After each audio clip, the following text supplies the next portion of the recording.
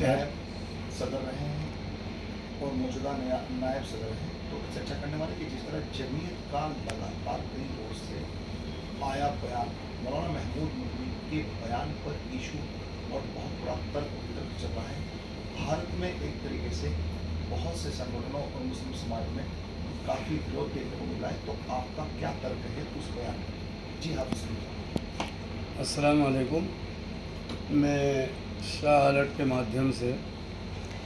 آج سبھی لوگوں کو یہ بتانا چاہتا ہوں کہ مظفر نگر شہر سے میں جمعیت علماء کا نائب صدر ہوں، اور میں مولانا کی جو گفتگو اس اینکر سے کی ہے انہوں نے، اور بیرسٹر اسد الدین اویسی صاحب کے متعلق جو گفتگو کہی ہے، وہ سب آج بہت پورا دیش، پورا ہندوستان اور ہندوستان سے باہر بھی لوگ ان کی گفتگو کو سن چکے ہیں۔ میں زیادہ اس پہ تذکرہ نہ کر کے، میں اتنا رنجیدہ اور غمگین ہوں کہ میں آج مظفر نگر شہر نائب صدر حافظ سلیم موجودہ، میں مولانا محمود مدنی کی جمعیت سے مستعفی ہوں، استعفیٰ دیتا ہوں، اعلان کرتا ہوں، اور میں حضرت کی جمعیت میں بالکل نہیں رہوں گا، اور حضرت کو بھی ایک مشورہ ضرور دوں گا۔ ایمان ہونے کے ناطے کسی کو نفع نہیں پہنچا سکتے تو نقصان بھی نہ دیں، یہ میں مولانا محمود مدنی کو کہہ رہا ہوں۔ خوش نہیں کر سکتے تو رنجیدہ بھی نہ کریں۔ تیسری بات یہ بھی بتانا چاہتا ہوں میں ان کو، تعریف نہیں کر سکتے تو برائی بھی کرنے کا تمہیں کوئی حق نہیں ہے۔ اسد الدین اویسی ہندوستان میں آج وہ شخصیت ہے، وہ بیرسٹر ہے، اور وہ سیاسی اعتبار سے وہ آج مسلمانوں کی رہنمائی کر رہے ہیں۔ محمود مدنی ان کے برابر کہیں نہیں ٹک سکتے، نہ ان کے پاس اتنا علم ہے، نہ سیاسی علم ہے، اور نہ ہی میں چھوٹا منہ بڑی بات ہوگی، لیکن آج میں مجبور کہنے پر ہوں کہ آج مولانا محمود مدنی نے اگر ان کے پاس علم ہوتا تو اپنے چچا کی صلاحیت، ان کے چچا کی صلاحیت ہیں، ان کے پاس وہ بزرگ ہیں، صلاحیت والے ہیں، قابل ہیں اور رہبری کے لائق ہیں، انہوں نے جمعیت کے 2 ٹکڑے کیے، اور اپنے چچا کو جس نے قبول نہیں کیا تو وہ کیا اسد الدین اویسی ان کا کیا لگتا ہے؟ یعنی جمعیت کے جو عہدے پر ان کے اپنے سگے چچا کو جو آدمی قبول نہیں کر رہا ہے تو اسد الدین اویسی تو کہیں بھی ان کے کھاتے میں نہیں آ سکتا ہے۔ اور ان کا یہ کہنا کہ میں نہیں قبول کرتا، نہیں رکھ سکتا، نہیں روک سکتا، میں بتانا چاہتا ہوں کہ دیوبند سے ان کے بھتیجے عمیر مدنی آئی ایم سے الیکشن چیئرمینی کا لڑے ہیں، اگر اتنی طاقت تھی اسی کو روک دیتے۔ اپنے بھتیجے کو عمیر مدنی کو جو دیوبند سے چیئرمینی کا الیکشن آئی ایم سے لڑ چکے ہیں،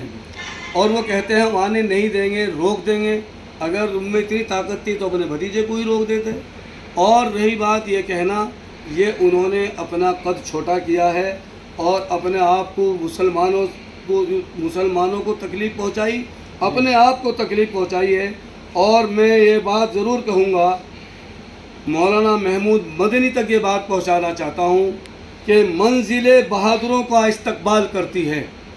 منزلیں بہادروں کا استقبال کرتی ہیں، بزدلوں کو تو راستے کا خوف ہی برباد کر دیتا ہے۔ تو آج اسد الدین اویسی وہ بہادر ہے، اور ہندوستان میں سن 47 کے بعد پہلے بیرسٹر مہاتما گاندھی سیاسی اعتبار سے، پھر اس کے بعد امبیڈکر راؤ، تیسرا گانا مجھے ہمیں فخر ہے کہ تیسرا بیرسٹر ہندوستان میں سیاسی اعتبار سے جو بیرسٹر ہے وہ مسلمانوں میں اسد الدین اویسی ہے، جنہوں نے ہمارا قدم بڑھایا ہے، اور ہم اسد الدین اویسی کا استقبال کرتے ہیں، اس کے حوصلے کا استقبال کرتے ہیں، اس کی سچائی اور بے بابی کو سلام کرتے ہیں۔ اور مولانا محمود مدنی کے یہ الفاظ کہنا، ہم روک دیں گے، ہم ان کو آگے نہیں آنے دیں گے۔ کام انسان کا، کام جو ہے، کام بولتا ہے انسان کا،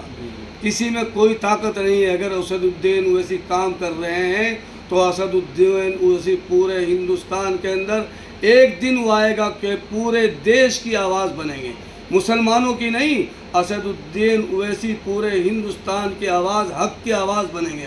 حق کی آواز بنیں گے، سچائی کی آواز بنیں گے۔ اس دن مولانا محمود مدنی کو اپنے اس بیان پر پچھتاوا ہوگا۔ میں اسی کے ساتھ میں بہت شکریہ ادا کرتا ہوں شاہ الرٹ کا کہ انہوں نے مجھے موقع دیا، اور مجھے شاہ الرٹ نے دعوت دے کر کے میں شاہ الرٹ کا بہت آباری ہوں اور ان کو مبارکباد دیتا ہوں کہ انہوں نے مجھے میں شاہ الرٹ کا بہت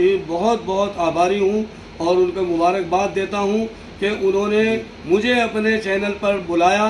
اور مجھ سے گفتگو کرنے کا جو انہوں نے مجھے موقع دیا ہے۔ میں پورے ہندوستان میں یہ بات بتا دینا چاہتا ہوں کہ تاکہ ہندوستان کے مسلمانوں کو یہ بتانا چاہتا ہوں کہ سارے اکابر، سارے علماء کو برا سمجھنے کی ضرورت نہیں ہے۔ علماء جو ہے جو حق پر ہیں وہی ہمارے رہبر ہیں اور رہبر رہیں گے۔ اس طرح کا ایک آدھ عالم اگر اس طرح کی باتیں کر رہا ہے تو وہ اپنے آپ میں اپنا نقصان کر رہا ہے۔ علماء ہمارے رہبر ہیں اور علماء ہی کے رہبری میں ہم اپنی زندگی گزاریں، یہ میرا مشورہ بھی ہے۔ اور علماء کا بہت اچھا رول ہے۔ علماء نے ہندوستان کے لیے ہندوستان کا نام روشن کیا ہے۔ ہندوستان کی آزادی میں ہمارے اکابرین کا اور مولانا محمود مدنی کے دادا محترم اور والد کا بھی کام کافی رہا ہے۔ حضرت مولانا حسین احمد مدنی رحمۃ اللہ علیہ، وہ کیا نام جو ہے میں سمجھتا ہوں کہ آج محمود مدنی انہی کی کیا نام جو ہے نام پر اپنے دادا کے نام پر پگڑی کھا رہے ہیں اور انہیں چپ چاپ اس پہ چلتا رہنا چاہیے تھا۔ شاید ان کا قد کیا نام جو ہے بہت بلند ہوتا، لیکن انہوں نے اس طرح کی باتیں کر کے اور ایک اینکر کے سامنے بیٹھ کر کے جو وہ بچل جاتے ہیں، یہ کہیں نہ کہیں کیا نام جو ہے ان کی اپنی کمزوری ہے۔ کہیں نہ کہیں ان کو کیا نام جو ہے یہ جو ان کے اندر ڈگمگاہٹ آتی ہے، یہ میں سمجھتا ہوں یہ ان کے کہیں نہ کہیں کمزوری کی بات ہے۔ اور اسد الدین اویسی کی آواز آپ کی کیا نام جو ہے جو آج جو وقف اس پر آ رہی ہے، جتنا ہمارا جو وقف کی زمینیں ہیں تو اس کی وقف کی زمینوں پر جو اسد الدین اویسی کے پاس ریکارڈ کے ساتھ وہ بولتے ہیں، اور ایسے ہی ہمیں آدمی کی ایسے لیڈر کی ہمیں ضرورت ہے اور ہم ان کا استقبال کرتے ہیں۔ اور یہ بھی کہتے ہیں کہ ہم وہ مظفر نگر میں اگر وہ وقت آئے گا ہم مظفر نگر میں آئیں گے، ان کو مظفر نگر میں آ کر کے ہی روک کے دکھا دیں گے۔ ابھی سلیم جی ایک سوال اور میرا،